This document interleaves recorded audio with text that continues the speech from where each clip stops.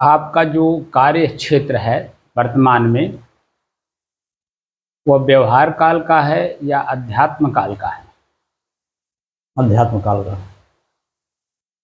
लेकिन कार्य तो आपका व्यवहार काल का दिख रहा है।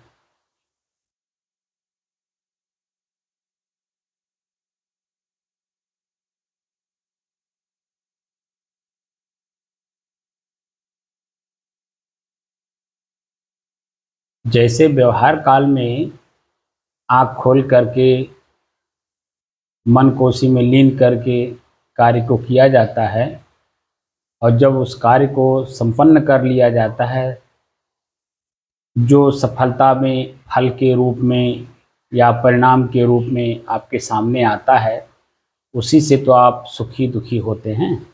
जी। क्यों? जी साहब। क्योंकि वहाँ सावधानी बरतते हैं, सतर्कता रहती है, चेतना रहती है।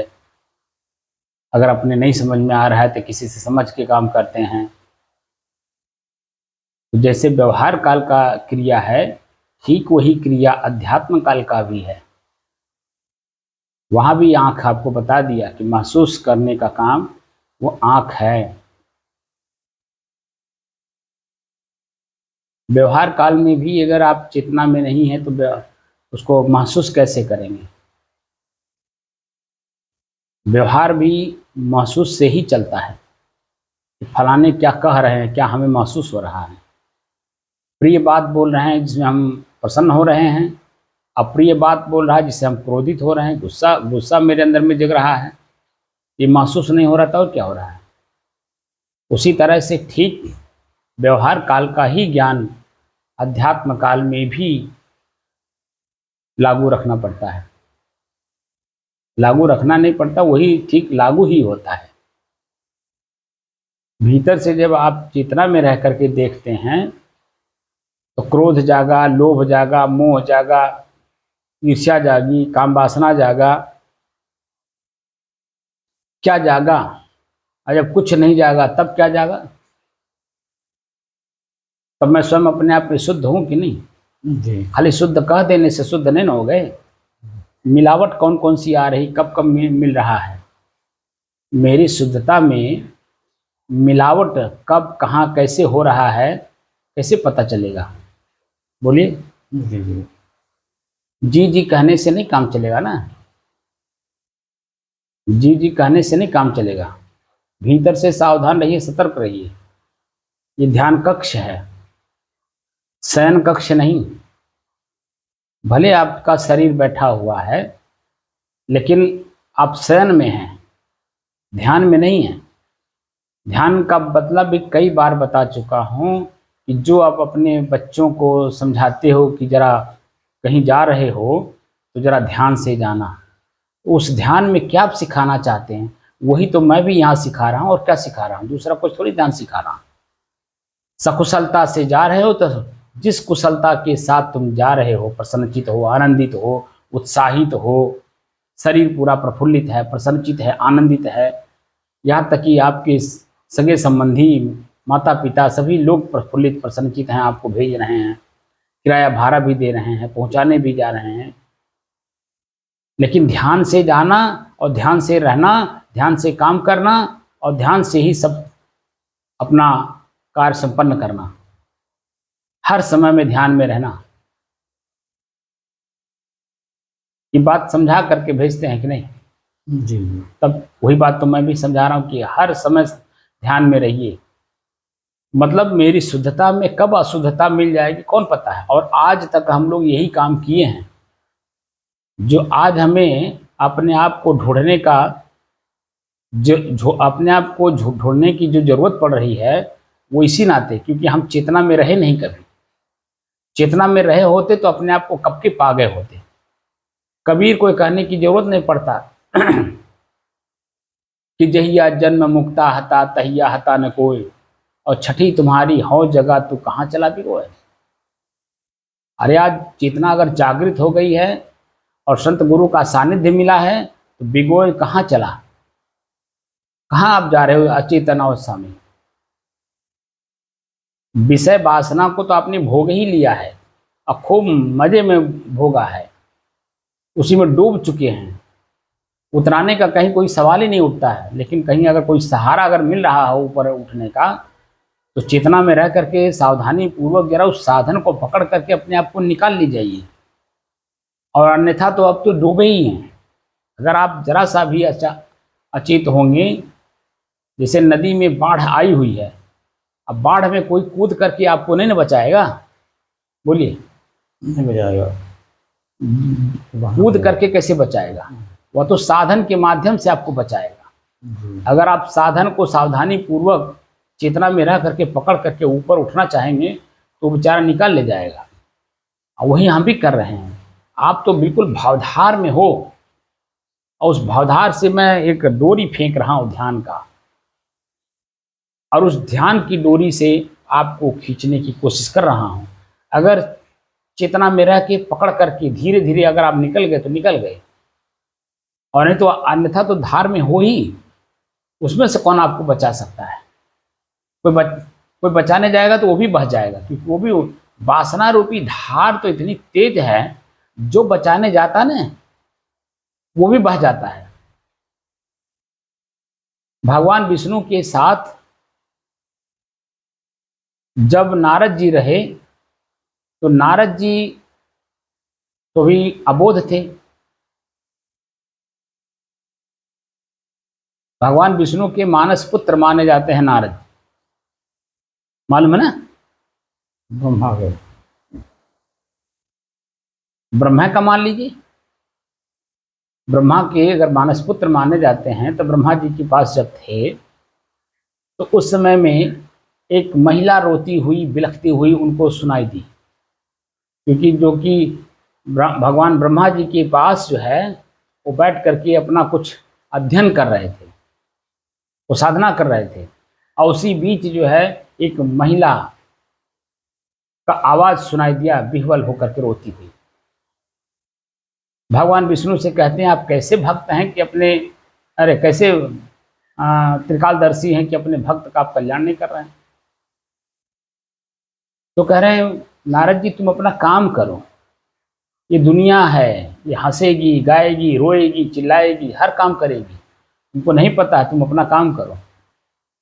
अब उसकी आवाज़ को सुन करके नारद जी से रहा नहीं गया, चल दिए बचाने। अब बचाने क्या चले, उसी में डूब गए। ये कहानी पढ़े हैं कि नहीं? कई बच्चे पैदा कर देते हैं, जी जी घर बना लेते हैं, जी पढ़े। और बाढ़ आती है तो बाढ़ में बह जाता है। अब खूब बिलख बिलख करके अपने रोते हैं। उस समय में जब भगवान ब्रह्मा जी वहाँ पहुँचते हैं, प्रकट होते हैं, तब उनकी आँख खुलती है, भगवान ये मैं क्या कर दिया? तो वही कहे, भगवान ब्रह्मा जी ने कहा, इसीलिए तुमको मैं कहा, ये संसार है, तुम संसार में किसी को भी बचाने जाओगे ना, ये सब धार में बह रहे हैं, तुम भी उसी वासना रूपी धार में बह जाओगे। वो गलत नहीं लिखा है, हमारी दृष्टि वहां नहीं पड़ रही है, इसलिए वो गलत दिख रहा है। दृष्टि पड़नी चाहिए, और यही दृष्टि ही मैं खोल रहा हूँ। अब खोलने के लिए मैं चेतना में रख करके हर काम को, हर चीज को हूबहू दिखाना चाहता हूँ कि देख लो, यही चीज है। यही चीज हर शास्त्रों में लिखा हुआ है, चाहे वो कुरान हो, चाहे वो बाइबिल हो, चाहे वो वेद हो, चाहे हमारे शास्त्र हो, हिंदी में, संस्कृत में, चाहे हिंदी में हम लोगों यानी संत महात्मा उसी बात को हूबहू दर्शाने की कोशिश करें, चाहे भजन के माध्यम से, प्रवचन के माध्यम से, सत्संग के माध्यम से। तो चेतना देते हैं, चेतना। हम तो आपको ध्यान के माध्यम से चेतना देते हैं कि ध्यान करो तुम कौन हो। कहीं भी तुम्हारा मन अगर कहीं स्थिर होता है, इसका मतलब है कि तुम दोषी हो रहे हो, वासना तुम्हारे ऊपर हावी हो रही है। और आज तक तो हावी है ही थी वासना, हमारे ऊपर तो आज तक हावी है, मैं उस पर हावी नहीं हो पाया। वासना मतलब ये शरीर ही वासना की है। इस पर, इस अपने ही शरीर पर हम कभी हावी हो पाए? यही जन भाई आपका, जब एक बछवा मरा था, और मैंने अब कई बार कह चुका हूँ कि जहाँ दुर्गंध खूब आती हो, वहाँ जब मैं बैठ करके दिखाइए और मन शांत रहे। सुने तो, लेकिन प्रयोग जब मैं किया, उस प्रयोग में फेल हो गए। कहाँ चेतना आपके पास है? बोलिए। गुरु जो होता है ना, वो शिक्षा जो देता है तो प्रयोग भी करता है। ऐसा नहीं कि वो खाली आपको कान में डाल दिया तो वो बोल के चुप हो गया, नहीं, उस समय से उसका प्रयोग भी करता है, देखता है कि शिष्य उस दिशा में है या नहीं, उस चीज को पकड़ा कि नहीं। नहीं पकड़ोगे तो हमारा क्या ले जाओगे? मैं जिस दिशा में जिस चीज की साधना करा रहा हूँ, उस साधना का मतलब ही होता है स्वयं मैं कौन हूँ। और स्वयं मैं कौन हूँ, अकेलेपन का एहसास। और जब तक खुद अकेलेपन का एहसास नहीं होगा और वो भी परिपक्व नहीं होगा, तब तक तो ये वासनाएं कब कहाँ कैसे आपको उलझा ले जाती हैं। नाक आपको उलझा लेगा कि नहीं?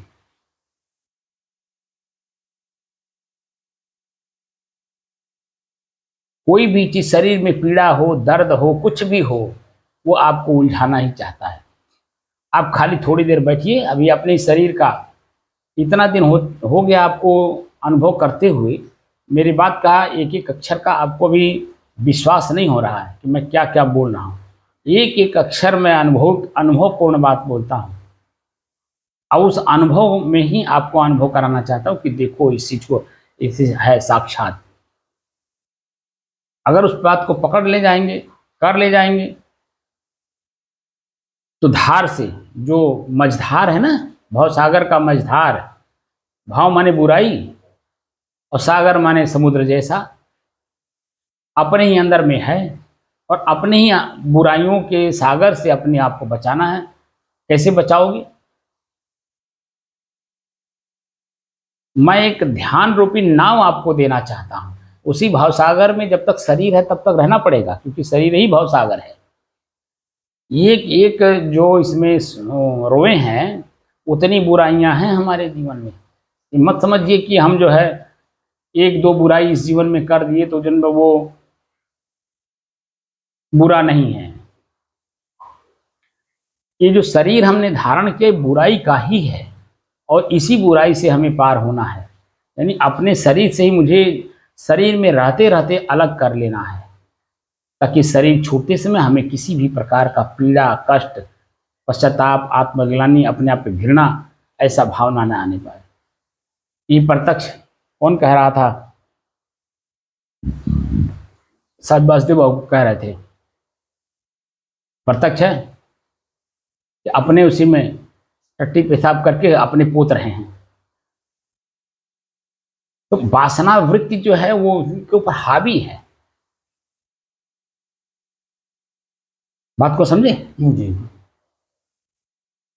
2009 में भंडारा हुआ, उसमें लंगोटी ले लिए और साधु का कोई गुण आया। लंगोटी ले लेने से क्या लंगोटी चिल्लाती है क्या? लंगोटी का मान मर्यादा मन से हमें पालन करना पड़ता है। मन को कंसंट्रेट यानी एकाग्र करने के लिए लंगोटी, कंठी, माला, मंत्र दिया जाता है, ताकि वो जीव सचेत रहे, चेतना में रहे, हमें ये काम करना है कि नहीं करना है। अगर समझ में ना आए तो गुरु जी के पास जा करके पूछ ले, गुरु जी ये बात मेरे मन में उठ रहा है इस काम को करने के लिए, क्या मैं इस काम को कर सकता हूँ? क्या ये काम इस मार्ग का पथ प्रदर्शक बनेगा? क्या हमारे जीवन को उज्जवल करेगा? क्या हमारे मन को प्रसन्नता देगा? तो गुरु ने वहाँ बताएंगे, बेटा ये काम करने लायक है, इसको करो, ये काम नहीं करने लायक है, मत करो। अब वहाँ मनमानी आप चलेंगे। गुरु भी कर लिए, सलाहकार उसको बोलते हैं। गुरु मतलब सलाहकार। सलाहकार आपने रख लिया, आप सलाहकार से सलाह नहीं ले रहे हैं, तो आप बता दीजिए कि जीवन मनमौजी से थोड़ी चलती है। कोई भी सरकार में जो पदेन बैठे हुए लोग हैं, वह उनकी एक सलाहकार कमेटी होती है। उन सलाहकार कमेटियों के जो सलाह हैं उस पर विचार करके उसे उन्हें पालन करना पड़ता है। ये बात सही कि गलत है? सही है। तब आपका जो शरीर है, एक देश है, एक राज्य है, इसमें आपके आँख, नाक, कान, हाथ, पैर, ये सब जो है एक विभाग हैं। इन विभागों में भी सलाहकार बैठे हुए हैं, जिसको विचार और चिंतन कहते हैं। तो बिना विचार चिंतन किए आप कोई भी काम कर देते हो तो उसका परिणाम क्या मिलता है? पश्चाताप, आत्मग्लानि, घृणा, दुख, पीड़ा, यही तो मिलता है। लेकिन जब आप किसी से सलाह लेकर के करते हैं, काम करना है लेकिन सलाह लेकर के करना है, तो उसमें सावधानी बरती जाती है। कई पॉइंट्स ऐसे होते हैं जो अच्छे के रूप में भी रहते हैं, कई पॉइंट्स ऐसे रहते हैं जो उसमें बुरे के रूप में भी रहते हैं। दोनों दर्शाया जाता है और दोनों को दिखा करके तब लास्ट में शेष मिलाया जाता है कि काम को करने लायक है या नहीं। अगर करने लायक है तो सबका निर्णय एक हो जाता है, क्योंकि उसी पे जो उस संस्था का हेड होता है उसका सिग्नेचर होता है और उसके नीचे संस्था के सभी सदस्यों का सिग्नेचर होता है। वो कागज ऑलरेडी महत्वपूर्ण हो जाता है, उस कागज को सेव किया जाता है, सुरक्षित रखा जाता है, क्योंकि उसी कागज के तहत सभी काम हुए हैं, क्योंकि इसमें सबका सिग्नेचर है, यानी सहमति सबकी है और सबकी सहमति से जो कार्य किया जाता है अच्छा होता है तो सबको उसका लाभ मिलता है, लेकिन बुरा होता है तो कोई किसी को नहीं कह सकता कि तुमने गलत कहा, तुमने गलत कहा। तो सब अपने आप में आत्मविश्लेषण करते हैं कि कहाँ कमी रह गई, फिर बैठ करके मीटिंग की जाती है, कमी कहाँ रह गई, कौन सा ऐसा कार्य हो गया कि जिसमें वो कमी आ गई जिसको हम लोग नहीं समझ पाए। फिर विचार मंथन होता है, उस कमी को देखा जाता है, जाना जाता है, समझा जाता है, फिर अगली कार्रवाई में अगले समय के लिए उसको पॉइंट नोट करके रखा जाता है कि कौन सी कमी रह गई थी, उसको निकाल देना है और जिसके कारण हमारा ये काम सिद्ध हो जाए। बात को समझे कि नहीं? जी। तो चेतना में रहेंगे तभी तो। हम आपको चेतना का गुण दे रहे हैं और आप क्या कर रहे हैं, चेतना का गुण नहीं बल्कि चेतना को सुप्त कर दे रहे हैं, सुला दे रहे हैं। तो सुला देने से जो आपका कल्याण होगा। मैं जगने की बात कर रहा हूं। सोता सोता जागता शरीर है, आप कभी नहीं सोते हो। आज एक नई बात बताया कि नहीं बताया? जी। आप कभी नहीं सोते हो। एक क्षण के लिए भी आपके अंदर में निद्रा तंद्रा आलस जमुहाई नहीं आती है। लेकिन अभी उस चीज को कैसे हम दर्शाएं, दिखाएं कैसे? खाली कह देने मात्र से नहीं ना होगा। अपने आप को भीतर से चेतना रखिए। और मैं कई 2 लोगों का उदाहरण भी आपको दे दिया, इसके बाद भी बात समझ में ना आए तो बताइए कैसे बात बनेगा? उसको सुधार करिए। जैसे जैसे आप अपनी कमी को देखते जा रहे हैं, सुधार करते जा रहे हैं, उसका लाभ आपको खुद मिल रहा है। यही जो आपकी निद्रा तंद्रा है ये आपसे दूर नहीं हो रही है। अच्छा, व्यवहार काल में भी मैं देख लिया कई चीज़ों में कि आपकी मानसिक स्थिति अभी पूर्व वाली मानसिक स्थिति में है, इसमें जरा सा भी सुधार नहीं हो रहा है। खाली बैठ करके क्लास में बैठ बच्चा पढ़ लेने से वो कोई डिप्टी कलेक्टर नहीं बन जाता है। उसके लिए उसको पूरा मेहनत करना पड़ता है, दिन रात जागना पड़ता है। इलाहाबाद आप कभी गए हैं कि नहीं, जहाँ बच्चे तैयारी कर रहे हैं? वहाँ देखता हूँ कि जिनमें 24-24 घंटे लगातार बैठ करके वो तैयारी करते हैं और उस दौरान कई चीज़ें गलत भी वो लोग धारण कर लेते हैं, क्योंकि नींद नहीं आने देने के कारण, कि नींद ना आने पाए। बीड़ी भी पी लेते हैं, सिगरेट भी, बीड़ी तो नहीं पीते, सिगरेट पी लेते हैं, सुर्ती भी खा लेते हैं। और अगर उदंड बच्चे हैं तो उनके साथ ड्रिंक भी कर लेते हैं ताकि चेतना बनी रहे, नींद ना आने पाए। चेतना बनाए रखने के लिए, क्योंकि अच्छे संत महात्मा तो कभी नहीं कहेंगे कि आप ड्रिंक करो और सिगरेट पियो, सुर्ती खाओ। जो सज्जन बच्चे हैं वो कभी नहीं कहेंगे, वो बल्कि थोड़ी देर के लिए किताब को ही बैठे रहेंगे, किताब को हल्का सा बंद कर देंगे और आँख बंद कर लेंगे। जो नींद आलस्य आ रही है हल्का फुल्का वहीं बस 5 मिनट 10 मिनट के लिए आँख बंद कर लेंगे और फिर उसके बाद, क्योंकि किताब बैठे तो है, किताब सामने है, बस खाली पन्ना पलटना रहता है, वो चेतना में रहते हैं। हमने खुद अपने आंखों से देखा है। कोई काम था हमें इलाहाबाद महाराज जी का, तो एक हमारे डिग्री कॉलेज के बाबू थे, उन्हीं के साथ मैं गया था। तो संयोग से वो इलाहाबाद जहाँ गए वहाँ कोई विद्यार्थी ही थे जो आईएएस की तैयारी कर रहे थे, उन्हीं के पास गए वो, और रात उन्हीं के पास हम लोग ठहरे। तब वहाँ मैंने देखा कि एक नहीं हजारों की संख्या में बच्चे वहाँ तैयारी कर रहे हैं और उन्हें अपने शरीर का भी ज्ञान नहीं रहता है कि मुझे सब बाजार में जा रहा हूँ सब्जी लेने, तो मैं शरीर पे मेरे वस्त्र क्या है, मेरे पैर में चप्पल जूता है या नहीं है। बस वो तो गए, झटपट अपना सब्जी लिए, झटपट अपना भाग के आए, बैठ करके बस खाली तैयारी कर रहे हैं। तब जा करके इतना मेहनत करने के बाद भी कितनी ऐसी पॉइंट्स आते हैं जहां उनको नहीं पता रहता, वहां फेल हो जाते हैं।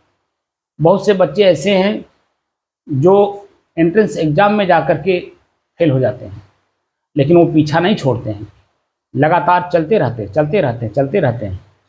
एक बार फेल हुए, 2 बार फेल हुए, 3 बार फेल हुए, यानी जब तक उनको मौका मिलता है अपने आईएएस की तैयारी करके आईएएस का एग्ज़ाम देने के लिए, तब तक वो काम करते रहते हैं। अब भाग्य साथ ना दे वो बात अलग है, लेकिन अगर भाग्य साथ देता है तो वो तैयारी अपनी पूरी करते रहते हैं। और अगर भाग्य साथ नहीं भी दिया तो भी वो उनको अपने व्यवहारिक जीवन में वो अपना काम कर लेते हैं, क्योंकि इतने टैलेंट हो गए कि व्यवहार का हर काम उनके लिए हल्का हो जाता है, कोई भी काम कर लेते हैं। इसलिए तैयारी करिए अपनी खूब, हम तैयारी कराने के लिए तैयार हैं। जहाँ कमी रह रही तहाँ भी मैं बता रहा हूँ, अगर मोक्ष को साक्षात देखना चाहते हैं तो, और नहीं देखना चाहते हैं, खाली समय बर्बाद करना चाहते हैं, तो उसके लिए हमें कोई फ़र्क नहीं पड़ता है। हम लोग तो साधक हैं, हम लोगों को तो दिन रात का काम है। आपके लिए 2 घंटा सुबह 2 घंटा शाम है, मेरे लिए तो 1 मिनट भी मैं अपने आप को अपने आप से नहीं अलग कर सकता हूँ। चलते उठते बैठते सोते जागते हर समय कहीं भी मैं अपने आप को अलग नहीं करता हूँ, क्योंकि मैं अपने आप से अलग हूँ ही नहीं, तो मैं अलग करूँगा क्या। अरे जो अलग है उसी को अलग कर दे रहा हूँ बस। और जो मेरा पूर्व प्रारब्ध है वो अपने आप स्वतः हो रहा है, मैं दृष्टा भाव साक्षी भाव से देख रहा हूँ कि मैंने क्या क्या कर्म किया है पूर्व जन्मों में, पूर्व कई जन्मों में, किसके साथ मेरा क्या क्या संबंध है, कैसे कैसे मुझे मेरे मन को कोई पीड़ा देने आ रहा है, कैसे कैसे कौन मेरे जीवन में आकर के मुझे प्रसन्नता आनंद सुख का अनुभव करा रहा है, ये सब भी देख रहा हूँ। सब दृष्टा भाव में साक्षी भाव में रह करके देख रहा हूँ। तो मेरी तुलना तो वैसे तो शायद कोई कर पाए, लेकिन मैं चाहता हूँ कि मेरी तुलना में कोई आए, और इसी नाते मैं इस ध्यान साधना को करने और कराने की दृष्टि से, कि ताकि आप लोगों को भी कुछ मिल जाए। क्योंकि आज के इस दौर में किताबों में तो भरा पड़ा है, भाषा नहीं समझ में आता, इसीलिए वो दिखाई नहीं देता है, और वैसे हम समझ नहीं पाते, इसीलिए सभी लोग दिशा विहीन हो गए हैं। हमारे जो जिस लेवल की मैं साधना करा रहा हूँ, साधना कराने वाले भी कहीं न कहीं किसी न किसी रूप से भटके हुए हैं, वासना उनको खाई जा रही है। 100 में 98% आप अच्छा काम कर रहे हो, लेकिन 2% जो गलत हो जा रहा है, वो 98% को बिल्कुल धराशायी कर दे रहा है। काम ऐसे करिए वासना मुक्त जीवन हो, जो 1% है और 99% को एकदम धराशायी कर देता है। और वही 1-2% जो वासना की है, 3% है क्रोध, लोभ और काम। काम, क्रोध और लोभ, ये 3% जो है हमारे जीवन को बिल्कुल गर्त में डाले हैं, और 97% हम लोग काम अच्छा कर रहे हैं। लेकिन ये 3% मेरे बस में नहीं है, इसीलिए वो 97% काम मेरा किसी काम का नहीं, क्योंकि ये 3% जो है मेरे ऊपर हावी हैं। इन्हीं 3% के लोगों पर अपने आप को हावी होना है और इनको अपने से नीचे दबा देना है। 97% चीज अपने आप उभर के सामने आ जाएगा। लेकिन अभी इसी 3% को अपने बस में करने के लिए पूरा जीवन समर्पित करना पड़ता है, और समर्पित करने के बाद भी लगन पूर्वक चलना पड़ता है, देख देख करके, जान जान करके, संभल संभल करके, समझ समझ करके चेतना में रहना पड़ता है। तब जा करके वो बराबर जो है रेगुलर भाषा में धीरे धीरे धीरे अभ्यस्त होता है, और वही अभ्यास ही लगातार करने से आपका जीवन फूल की तरह हल्का होता चला जाता है। किसी भी संत महात्मा को आप देखिए, जब वो संत आज संत है ना, लेकिन वो संत जब बने होंगे तो उस समय संत नहीं रहे होंगे, पहले भक्त रहे होंगे, पहले तो बिल्कुल लीचड़ रहे होंगे समाज का, लेकिन अपनी लीचड़पना समझ उनको समझ आया होगा, किसी भक्त के द्वारा, किसी सत्संग के द्वारा, किसी प्रवचन में कुछ एक दो बात सुन लिए, कहीं किसी संत का सत्संग में मुठभेड़ हो गया, बातचीत हो गई, उनको समझ में आया, वहीं से शुरू करते हैं और धीरे धीरे धीरे धीरे धीरे भक्त होते हैं। भक्त होते होते सत्संग करते करते वो साधक बनते हैं, साधक बनते बनते फिर वो साधु हो जाते हैं, साधु होते होते फिर वो पहले तो ब्रह्मचर्य पालन करते हैं, फिर उसके बाद साधु बनते हैं, और साधु बनते बनते बनते जब उनका अपना मन इंद्रिय शरीर अपने बस में हो जाता है तब जा कर के वो संत बनते हैं। और संत लोग ही जब अपने आप पे परिपक्व हो जाते हैं, वही समाज के किसी भी दुष्ट व्यक्ति का जीवन अपने पास समर्पित कराते हैं और पूरा जीवन दे करके उसको दुष्टता को समाप्त करा करके उसे भी संत बना देते हैं। संत के पास कोई अच्छे सज्जन व्यक्ति नहीं जाते हैं, दुष्ट व्यक्ति ही अपनी दुष्टता को त्याग कराने के लिए जाता है, ताकि इनका सहारा ले लें और धीरे धीरे मेरे अंदर में जो बुराई है वो समाप्त हो, और समाप्त होकर के मेरा जीवन हल्का हो जाए, मैं स्वयं अपने आप को जान जाऊं।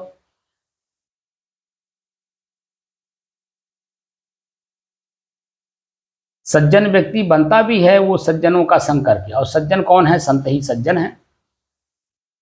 और सज्जन संत बना करके समाज की सेवा के लिए फिर प्रस्तुत भी करते हैं, उसकी मानसिक स्थिति को देखते हुए।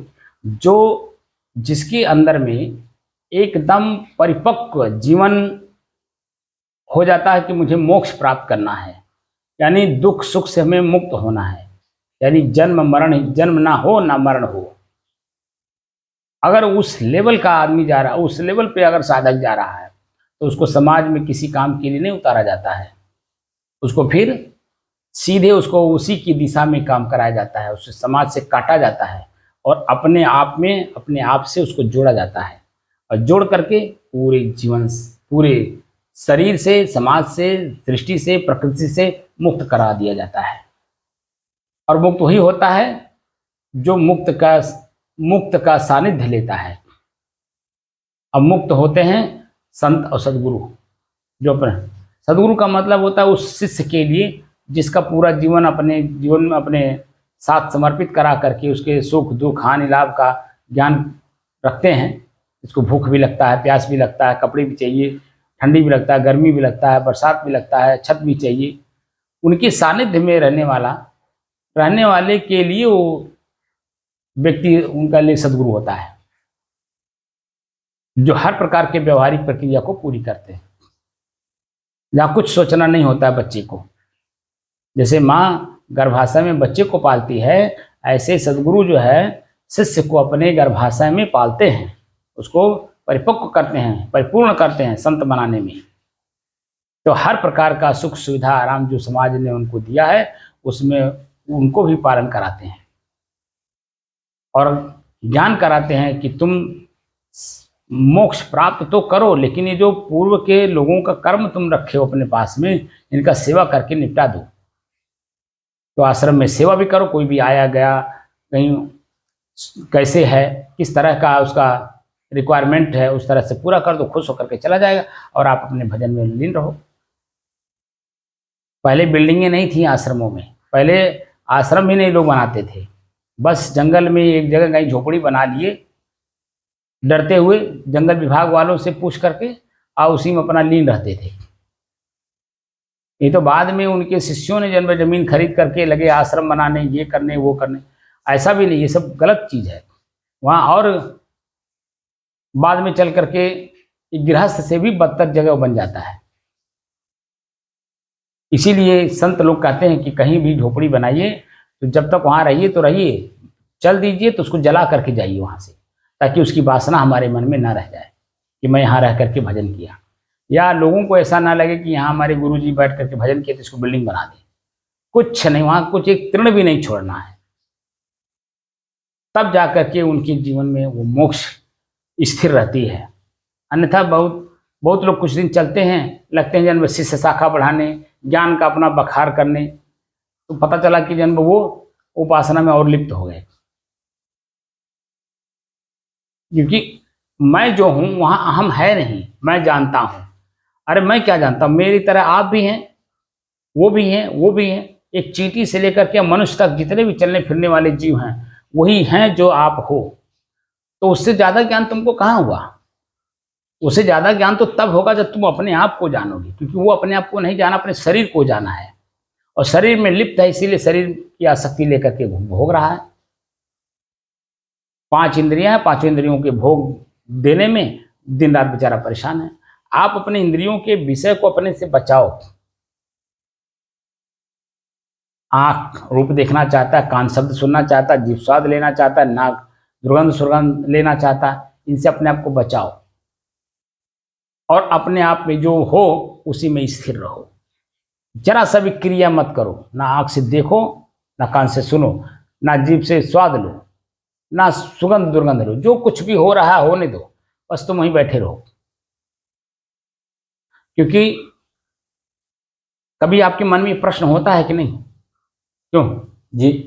कभी ये मन में प्रश्न होता है कि नहीं कि मुक्त हो जाऊंगा तो कहाँ रहूंगा? कभी प्रश्न होता है कि नहीं? अगर मोक्ष मिल जाए, या जिसको मोक्ष मिला वो कौन से लोक में जाकर के रहते हैं? कहाँ जाते हैं साहब, रहते हैं मतलब अपना जैसे रहते हैं। कहीं चले थोड़े जाते हैं मोक्ष वाले के। कहाँ रहते हैं बताओ? कहाँ? जब तक वो प्रारब्ध रहता है, जीवन रहता है, तब रहते हैं। तो फिर उसके बाद कहाँ रहते हैं? उसके बाद जब मोक्ष हो गया तो नहीं तो आखिर उसका कोई स्थान होगा ना। जैसे आप मान लीजिए अपने मूड घाट से बहुत परेशान हो गए अपने कर्म से, अब गांव के लोग पूरा मोक्ष आपको, हो गया, फिर शरीर धारण नहीं किए अपना, तो आखिर कोई लोक होगा ना। ना सतलोक में गए तब। वो सतलोक कहाँ है? तुम शब्द तो अपने प्रयोग कर दिया, वही तो मैं कहवाना चाह रहा था। सतलोक कहाँ है? सतलोक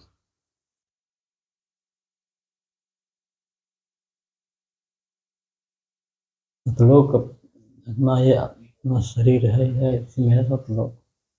क्या अच्छा है? अच्छा काम करना भी सतलोक है। कौन सा? अच्छा काम करना है वो सतलोक है। यहाँ तो कर्म से मुक्त होने पे ही मोक्ष होता है। जी। अब मोक्ष होने के बाद आपको जाना, तो वहां कहाँ कम कर्म होगा? जब शरीर ही नहीं रहेगा तो काम किससे करोगे आप? काम तो शरीर से होता है, और शरीर आपके पास वहां है नहीं। शरीर धारण मोक्ष हो जाएगा, शरीर धारण नहीं करेंगे। वही तो पूछ रहा, जब मोक्ष में शरीर नहीं धारण होगा स्वयं स्वयं में मिल जाऊंगा। तो स्वयं कहाँ रहेगा? बस। जैसे पानी है तो समुद्र में रहता है, जी। अग्नि है तो जंगल में रहता है, अग्नि तो हर जगह रहती है, जी। हवा भी हर जगह रहता है। वैसे आप कहाँ रहोगे? आकाश भी देखिए सब चारों तरफ है, जी। तो आप कहाँ रहोगे? क्योंकि इनसे आपको ऊपर जाना है। ना आप आकाश में जाओगे, ना आप पानी में जाओगे, यानी पंच प्रकृति से परे जाओगे तब ना मोक्ष होगा। जी। वो कौन सा लोक है, कहाँ है? स्वयं में सब स्वयं मिल जाएगा। भाई स्वयं में स्वयं मिलेगा, कैसे मिलेगा? खाली बैठ करके झलुआ झूलने से समझ में आएगा? हम तर्क दे करके बात कर रहे हैं तो बौद्धिक स्तर पे तो बात आप कर रहे हो, लेकिन अभी उसका अनुभव नहीं हुआ, इसलिए कैसे बताओगे?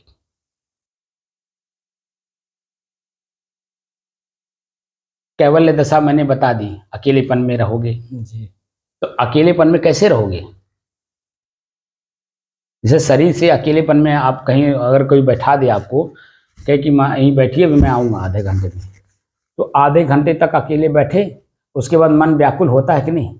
बेचैन होता है कि नहीं? घबराता है कि नहीं? जी। क्या है नहीं? भयभीत होता है कि नहीं? जी। बोलिए। नहीं होता, इंतजार होता है कि आए कि नहीं आए। वही उसी इंतजारी में ही तो भयभीत होता है, व्याकुल होता है, बेचैन होता है, घबराता है। क्यों, क्या बात हो गई, नहीं आए, इतना देर हो गया, 1 घंटा बीत गया, 10 मिनट कह के गए, अभी तो 2 घंटा बीत गया, 3 घंटा बीत गया, अरे बाप रे बाप क्या हो गया, 4 घंटा बीत गया। अब आप परेशान हैं।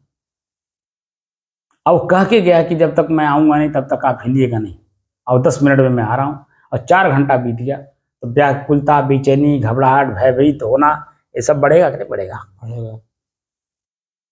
और वही 5 घंटे तक इंतजार करते करते करते 5वें घंटे में अगर वो आ गया तो मन उस समय में कैसा होता है बोलिए?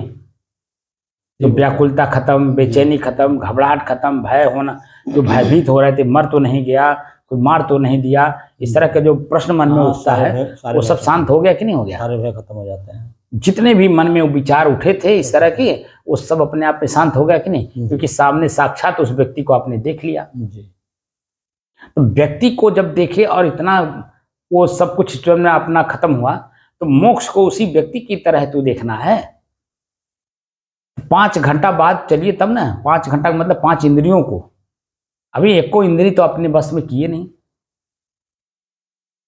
इंद्रियों को तो आपने पूरा डुबो रखा है वासना में, और मन को जन्म आकर के जन्म सुला देते हो, लगते हो झपरी लेने। और मैं बार बार कहता हूं कि चेतना में रहो, चेतना में रहो, और चेतना में नहीं रह पा, और जितना चेतना में रह करके अनुभव कर रहे हैं उतना तो आप हमारे जो बात मैं बोल रहा हूं उसको साक्षात देख रहे हैं, अनुभव कर रहे हैं। देखने का मतलब महसूस कर रहे हैं कि जितना मैं बता रहा हूं वो चीज कैसे प्राप्त होगा। अभी कैवल्य दशा आपको दिखा दिया, 1 घंटा 40 मिनट तक आप लगातार जो है चेतना में रहे और कुछ शरीर जरा सा भी हिली नहीं है। अब वही दशा फिर आपको बनाना है और उसी को परिपक्व करना है, लेकिन आप उसी में लूज हो जाते हो। जरा सा झपकी भी अगर मान लिए ना, बाल बराबर भी, तो वासना से बहुत गहरी खाई में जाके गिरोगे। ये पता नहीं है आपको? जैसे पहाड़ पे मैं कई बार बोला हूं कि पहाड़ पे चढ़ते समय कितना सावधानी रखनी पड़ती है, लेकिन जरा सा चूक किए तो उसी पहाड़ पर से नीचे गिरते गिरते आपके को हड्डी गुड्डी कुछ दिखाई देगा? तब ये पहाड़ चढ़ा रहा हूं मैं, बड़ी सावधानी के साथ चढ़िए, लेकिन जरा सा भी कहीं चूक किए करेंगे ना तो नीचे गिरते देरी नहीं लगेगा और चकनाचूर हो जाएंगे। कबीर साहब की साखी मैंने कह भी दिया आपको, बार बार सुना भी दिया हूं, कई बार सुनाया हूं कि सुरहुर पेड़ अगाध फल, पंछी मरिया झूर, और चढ़े तो चाखे प्रेम रस और गिरे तो चकनाचूर। दिल गदगद होता है, प्रसन्न होता है जब हम किसी चीज, जैसे मैं बता नहीं भाई, एक व्यक्ति आपको कहा कि बैठिए 10 मिनट में आ रहा, और 4 घंटे तक नहीं आया, तो कितनी बेचैनी, व्याकुलता, घबराहट बढ़ जाती है और मन में शंका होने लगता है, कहीं मर तो नहीं गया, कोई मार तो नहीं दिया, कहीं एक्सीडेंट तो नहीं हो गया। कितनी बड़ी बड़ी बातें हम सोच लेते हैं, सोचते हैं नहीं सोचते हैं? जी। लेकिन वही 5वें घंटे में हमने उसको देख लिया तो बड़ी बड़ी बातें सब धराशायी हो गई कि नहीं? क्योंकि साक्षात हमने देख लिया, संतुष्टि हो गई, क्योंकि वो जिंदा है, मरा नहीं है, किसी ने उसको मारा नहीं, यहाँ तक कि उसको कहीं खरोच भी नहीं आई है, वो तो अपना काम कर रहा था, इंतजार था, क्योंकि वहां बड़ी भीड़ थी। आजकल तो कहीं भी देखिए भीड़ है कि नहीं है जी। और उसी भीड़ में बेचारा फंस गया, लेकिन आपको ना आपके पास फोन है ना उसके पास फोन है, कैसे बताए? और अगर फोन आपके पास है उसके पास भी है, और उसका फोन अगर मान लीजिए रिचार्ज नहीं है, बैटरी चार्ज नहीं है, तो स्विच ऑफ हो जाएगा कि नहीं जी? आप फोन लगाते रहिए। तो घबराहट और बढ़ती है, लेकिन जब व्यक्ति को देख लेते हैं तो घबराहट खत्म हो जाती है। तब किसी भी प्रकार की मन के अंदर में जो बुराई उत्पन्न हुई थी, छोटी से छोटी, बड़ी से बड़ी, वो सारी बुराइयां अपने आप ध्वस्त हो जाती है कि नहीं, साक्षात देख लेने से जी। ऐसे ही जब आप अपने मोक्ष को साक्षात देखोगे तो जितना भय उत्पन्न हो रहा है, लोगों ने उत्पन्न कर दिया है, सहज में जो चीजें हमें प्राप्त हो सकती हैं उसे हमें पहाड़ चढ़ा दिया, और पहाड़ चढ़ाने के बाद भी मैं वहां दिखाया नहीं कि यही यही मोक्ष है, बल्कि उसको और कष्ट दे दिया। छाले पड़ गए, चल नहीं पा रहा है, जांघ पे दोनों तरफ कट गया है, पसीना के कारण हिल नहीं पा रहा है, गधा पे बैठ के जा रहा है, डोली बैठ के जा रहा है, तमाम काम कर रहा है, और वहां जाकर के जब देखता है तो कुछ नहीं। तो क्या देखा? हताश निराश होकर के घर लौटता है। अब अपने लोगों के बीच में क्या कहे, बस वही जो प्रसाद वहां से ले लेता है, वही ला करके लोगों को बता देता कि बाबू वहां का ही प्रसाद है। लेकिन अपने उससे दिल से पूछो कि वो क्या पाया, तो कुछ नहीं पाया, हताश पाया, निराश हो गया अपने आप में। तुम गए थे भगवान से मिलने कि हमारा सारा दुख दूर कर दें, और पता चला कि वहां कुछ नहीं हुआ, बल्कि और दुख बढ़ गया। इसी पॉइंट पे कबीर साहब ने कहा कि तीर्थ गए 3 जन, चित चंचल मन चोर, और यक्को पाप ने काटिया, लादिन मन 10 और। 10 इंद्रियों का 10 भार और लाद लिया। यक्को कटा तो नहीं, लेकिन लाद और लिया। समझे ना? जो चीजें सहज में हमें मिलने वाली हो, पहाड़ चढ़ने की क्या जरूरत है? और मैं सहज में वो चीजें दिखा रहा हूं, लेकिन सोइए नहीं अगर देखना है तो, और अगर नहीं देखना है तो कोई बात नहीं, हमारा क्या फर्क पड़ता है? हम तो उसी में लीन है, अपना काम करते रहेंगे, और जो मेरे सामने बैठेगा उसी के बारे में हम चर्चा करते रहेंगे। समझे ना?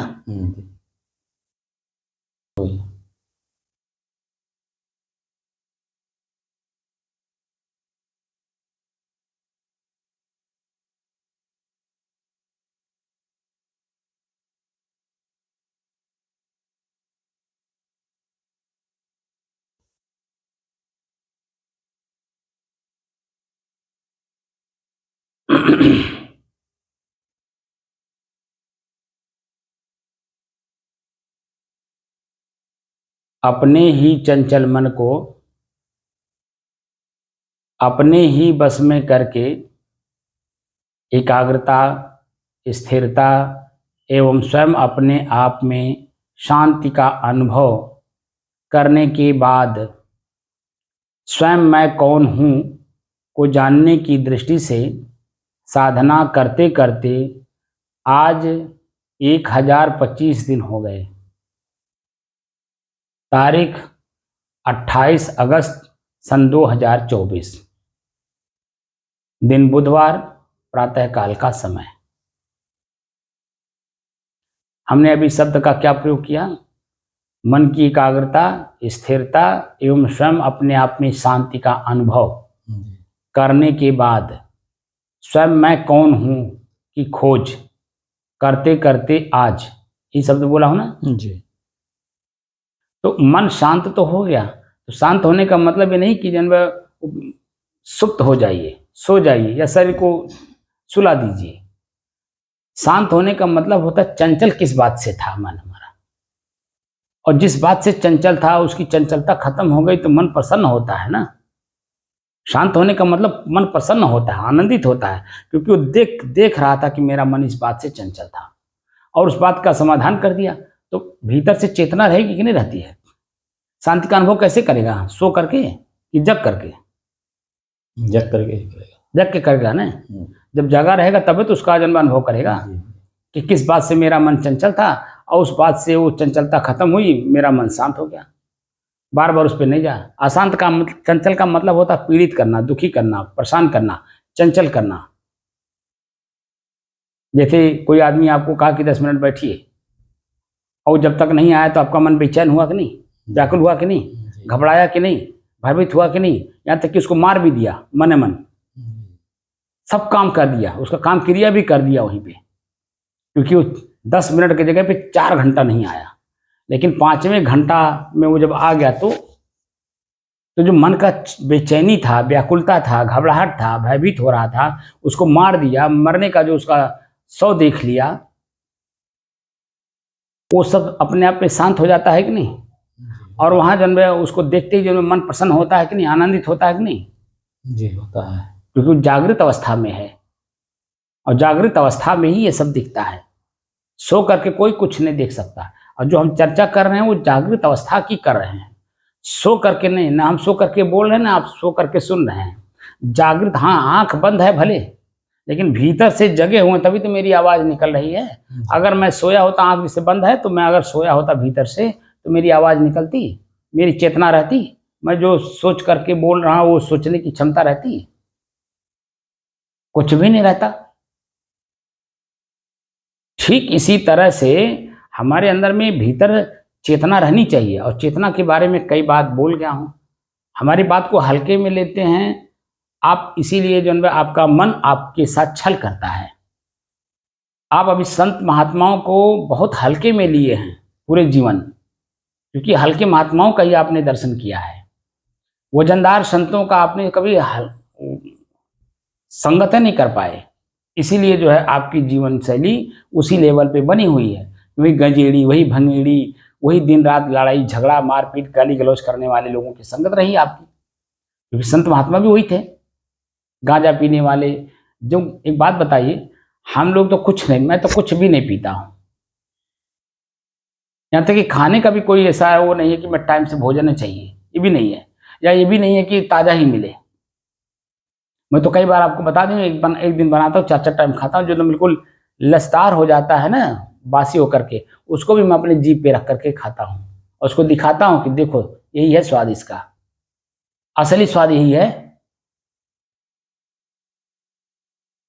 और उसके बाद भी मन जो है बांसों उछलते रहता है, वासना की तरफ खींचता रहता अपनी ओर। अब बताइए, जो कोई नशा कर लेगा, एक तो नशा भीतर का काम वासना का ही है, शरीर धारण किया हूं, और एक अलग से नशा ले लिया जाए तो बोलिए, जब अलग से नशा ले लिया जाएगा तो और वृत्तियां हमारी सो जाएंगी कि नहीं, वासना हमारी और बढ़ेगी कि नहीं बढ़ेगी? बढ़ेगी। वो नशा करना भी वासना में ही आता है, चाहे किसी भी प्रकार का हो। इसीलिए गोस्वामी तुलसीदास जी को लिखना पड़ा कि नर तन पाए विषय मन देही, अब पलट सुधाते विष सट लेही। वो अमृत को छोड़ करके विष को धारण कर रहा है, समझे ना? तो वासना मुक्त होना है तो ये तीर्ण भी वासना हमारे जीवन में नहीं रहना चाहिए, तभी तो हम मुक्त होंगे। और जो भी प्रश्न पूछा हूं कहाँ रहोगे मोक्ष होने के बाद, मैं कई बार बता चुका हूं, उसका उदाहरण भी दे चुका हूं, क्योंकि मन पकड़ता नहीं, क्योंकि चेतना में है नहीं। हर वीडियो इसी नाते मैं आपको ऑनलाइन रखता हूं, ऑन रिकॉर्ड रखता हूं। जिस समय में सुषुप्ति अवस्था रहती है, उस सुषुप्ति अवस्था में आप कहाँ रहते हो, बस वही उसका उत्तर है। मोक्ष दशा में आप कहाँ रहोगे, बस एक उत्तर है, सुषुप्ति अवस्था। सुषुप्ति अवस्था में कोई बता दे कहीं मैं रहता हूं, जहां मैं रहता हूं, बस सुषुप्ति अवस्था में हर व्यक्ति जाता है, बता पाएगा कि मैं कहाँ रहता हूं? बोलिए, नहीं बता पाएगा। तो जब वासना कुछ रहेगा ही नहीं तो मैं कहाँ रहूंगा? अपने आप में स्वभाव में स्वतः रहूंगा। वो जो सुषुप्ति अवस्था है वही मेरी अपनी अवस्था है, क्योंकि मन वहां रहेगा ही नहीं। मन मतलब दोनों तरह का, ना अच्छा के रूप में ना बुरा के रूप में। मन बनता कैसे है मैंने बताया भी है, आंख से देखा हुआ, कान से सुना हुआ, आंख से पढ़ा हुआ, कल्पना किया हुआ, वही तो मन है। जब हकीकत की जिंदगी देखते तो कहीं मन कुछ रहता नहीं। तो मन की गति को जब हम शांत कर दिए, चेतना में रहे, तो अपने आप में ही तो रहेंगे। चेतना जब रहती है तो अपने आप में ही रहते हैं जी। और हम साक्षात देखते हैं कि हमारे मन के अंदर में क्या क्या जग रहा है। जब घर के अंदर में आप घुसते हैं तो टीवी पहले से चालू नहीं रहता है, आपको चालू करना पड़ता है, और चालू करके आराम से बैठ करके देखना होता है। बिस्तर पे बैठ करके आराम से पीछे तकिया लगा करके इसे बैठ करके देखना होता है, और जैसा चित्र उसमें चलता है आपकी मनोदशा वैसे चलती है। चित्र टीवी में चल रहा है, न कि आपके शरीर में, लेकिन आंख देख रहा है, मनोयोग से देख रहा है, इसलिए वो चित्र के हिसाब से मन हमारे शरीर की मनोदशा, शरीर की दशा और मन की दशा दोनों उसी चित्र के हिसाब से चलते रहते हैं। कभी इस बात का अनुभव किसी ने किया? रोज देख रहा आदमी। ऐसे ही हमारी अंतर्दृष्टि होनी चाहिए कि जब मैं अलग हूँ, इस बात का जानकारी हो गई कि मैं अलग हूँ, शरीर अलग है और ये सारी दृश्य भी अलग हैं, तो मैं अपने जगह पर स्थिर होकर के इसको देखूं, कौन से कर्म हमने किए हैं, कब कब किए हैं, कैसे कैसे किए हैं, किन के साथ किए हैं, कौन कौन से स्थान पे किए हैं, पूरा का पूरा खाका आपका डिटेल दिखाई देता है। आप कहीं मेड़ पर भी अगर गलती किए होंगे ना, वो भी आपको दिखता है, क्योंकि वो आपका अपना खुद का कर्म है। आपका अपना कैमरा खुद चालू है और खुद अपना कैमरा लेकर के चारों दिशा में आप रील बनाए हुए हैं, और उसी रील को आप खाली आप बैठ करके देखना है। जितने पिक्चर बनाने वाले डायरेक्टर पिक्चर बनाते हैं, ठीक है, पिक्चर जब तक बनता है तब तक उसको बनाते रहते हैं, कट कट करते रहते हैं, सही रहता है तो उसको ऑब्जर्व कर लेते हैं, पकड़ लेते हैं, लेकिन वो बन जाने के बाद पूरी रील को एक बार देखते हैं, कहाँ कमी है, कहाँ की विशेषता है, कहाँ क्या है, फिर उसको उसी को बोलते हैं मिक्सिंग, उसको मिक्स करते हैं। क्योंकि वो अलग अलग रहता है ना, एक में मिक्स करते हैं। अब मिक्स करके उसमें कौन सी गाना कहाँ डालना है, कौन से डायलॉग कहाँ डालना है, एक डायलॉग उसका ओरिजिनल होता है, एक डायलॉग उसके मुंह खाली हिलता है लेकिन डायलॉग कोई और बोलता है, वो सब मिक्स किया जाता है। तो कौन करता है? डायरेक्टर अपने अनुकूल काम कराता है। किससे? अपने ही असिस्टेंट से, खुद बैठ करके और उस असिस्टेंट से काम करवाता है। और जब तक अपने मन के अनुकूल नहीं पाता तब तक असिस्टेंट से पूरा वर्क करवाता है। यहाँ इसको ऐसे कर दो, यहाँ इसको ऐसे करो, इसको ऐसे करो। और जब अपने अनुकूल करा लेता है तब उसका पीठ थपथपाता है, शाबाश बहुत अच्छा काम किया। और फिर उसी को जब पूरा परिपक्व हो जाता है उसमें अपने आप में, तब वो सब समाज के सामने प्रदर्शित करता है। तब वो पिक्चर हॉल में वो प्रस्तुत होता है पूरे विश्व के लोगों को दिखाने के लिए। समझे नहीं आप? ये चीजें होती हैं। संत महात्मा यही सब काम करते कराते हैं कि आप लोग भी अपने आप को इस चीज को देखो, जानो, समझो कि तुम भी वही डायरेक्टर हो जो फिल्म का डायरेक्टर है। तुम अपने फिल्म के डायरेक्टर हो, वो अपने फिल्म का डायरेक्टर है। वो अपने फिल्म को पूरे विश्व के सामने प्रस्तुत कर रहा है क्योंकि वो अपनी फिल्म देखकर, जानकर, समझ करके बनाया है और मन में रख करके बनाया है और अपने अनुकूल बनाया है। अपने अनुकूल बनाने के बाद समाज के साथ रखा क्योंकि उसने अपने आप को समाज का एक अंग माना कि मैंने जो किया है आप लोग भी देखो। मैंने अच्छा किया तो उसकी वाहवाही दो, अगर गलत किया तो हमको उसका संकेत करो कि हाँ गलती हो गई है, उस गलती को हम सुधारें और सुधारें तो अगली फिल्म में हम उस सुधार को प्रस्तुत करें। तो फिर वही जनता जन आपकी प्रशंसा करने लगती है। बात समझे? अपनी फिल्म को हमें खुद देखने में शर्म आती है, तो हम बताइए दूसरे को कैसे दिखाएं? क्योंकि अपनी फिल्म जो हमने बनाई वो मनमानी ढंग से बनाई। जब जो मन में आया, जहां मन में आया, जिस तरह से मन में आया उस काम को कर दिया हमने। इसीलिए हम अपनी फिल्म को हम सबके सामने नहीं रख सकते। यहाँ तक कि हम अपने खुद अपने सामने नहीं रखते हैं। अपनी फिल्म हम अपने सामने रख करके खुद नहीं देखते, खुद अपनी घृणा होती मैंने क्या क्या कर्म किया है। समझे? इसलिए ये जो ध्यान है, ध्यान का मतलब खुद अपने आप को पहले देखो और अपने द्वारा कर्म को देखो। तो कर्म में कहीं त्रुटि हुई हो, उसको अभी मानव शरीर में हो, उसको सुधार कर सकते हो। और अगर उसको आपने सुधार नहीं किया और रखे रह गए, वैसे रह गया, तो अगले जन्म में उसको एक एक फिल्म जितनी आपने रखा ना शब्द फिल्मों में, वो सब अगले जन्म में आपको एक एक जन्म लेकर के भोगना पड़ेगा। एक एक जन्म ही नहीं, कई उसी विषय को लेकर के कई जोनियों में कई जन्म लेकर के जाके धारण करना पड़ेगा।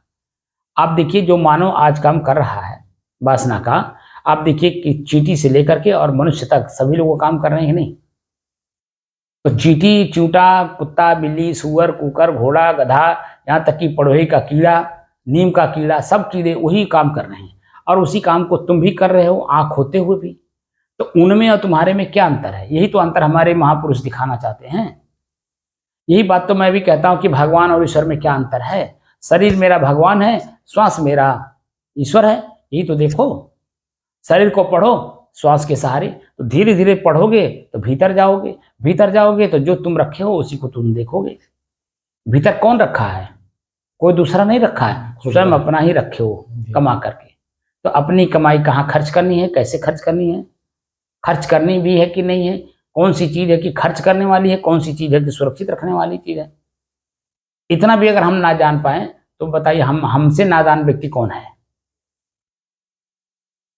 इसलिए चेतना में रह करके अपने मनोवृत्तियों को पहले खूब शांत कर लीजिए, इतना शांत कर लीजिए चेतना में रह करके कि कुछ भी दो दो घंटा क्या, दो दो दिन तक कुछ ऐसे बैठे रह जाओ, यहाँ तक कि भूख का भी, प्यास का भी, नींद का भी, किसी चीज का याद ना आवे, एकदम ऐसे बैठे रह जाओ।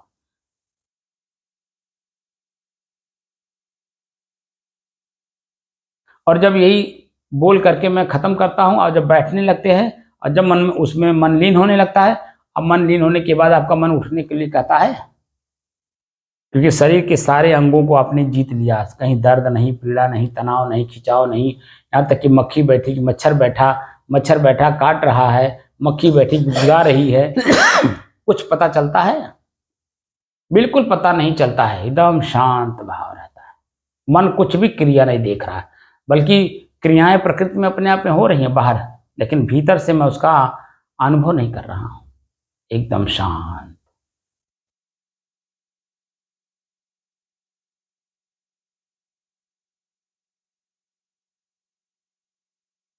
ऐसी शांति को खूब परिपक्व करना है, लगातार 2 घंटे तक बैठे, 2 दिन तक बैठे रह जाए ऐसे।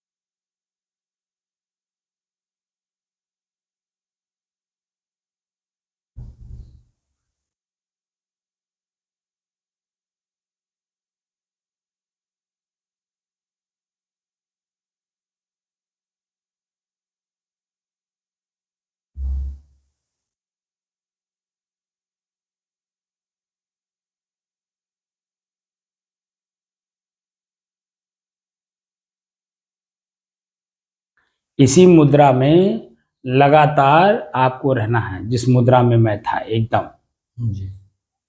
रीढ़ की हड्डी एकदम सीधी हो, सर सीधा हो, जरा सा भी झपरी ना आए, लूज पना बिल्कुल नहीं, एकदम ही सीधा, और अपने शरीर का जरा सा भी भान ना हो। और भीतर से मैं अपनी वृत्तियों को देखूं। अब वृत्तियां भी देखते देखते देखते एक समय ऐसा आता है कि बिल्कुल दिखाई नहीं देती हैं। तो दिखाई कुछ देगा ही नहीं, तो आप खुद रह जाएंगे, शेष रह जाएंगे दृष्टा भाव में। लेकिन चेतना रहेगी, ये नहीं कि चेतना विहीन हो गए, एकदम चेतना रहती है भीतर से। अपने शरीर में कहीं दर्द है, पीड़ा है, कुछ नहीं याद आता है।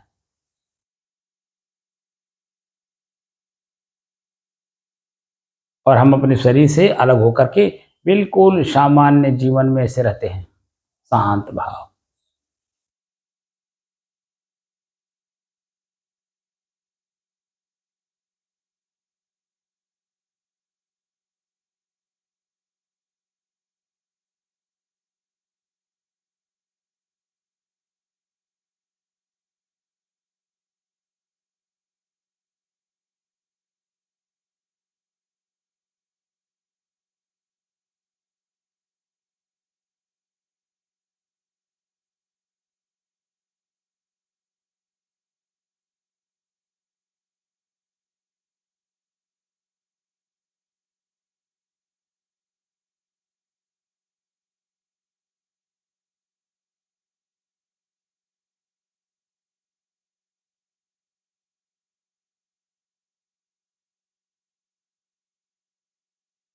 साहिब बंद कर देंगे। बात समझ में आई? जी सर। बिल्कुल चेतना में रहिए, एकदम चेतना में रह करके उसको देखने का अभ्यास करिए। तो एक एक चीज़ें जो हमारे अंदर में गड़ी हुई हैं वासना के रूप में, वो सब उभर करके सामने आने लगेंगी। और जब देखना ही नहीं चाहोगे तो वो जो रखे हो तो जब निकलेगा तो आपको पीड़ा देगा, और अभी उसको निकाल ले जाओगे तो पीड़ा मुक्त हो जाओगे सदैव के लिए।